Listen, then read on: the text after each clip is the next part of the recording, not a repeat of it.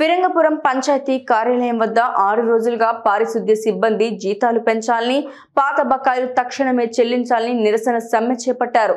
ఈ నిరసన సమ్మెకు తాడికొండ టీడీపీ ఎమ్మెల్యే అభ్యర్థి తెనాలి శ్రావణ్ కుమార్ శిబిరానికి వచ్చి వారి సమ్మెకు సంఘీభావం తెలియజేశారు.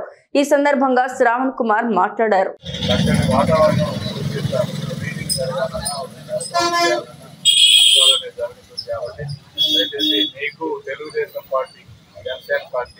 బీజేపీ కూడా కలిసింది. ముగ్గురు సానుభూతిగా ఉన్నాం.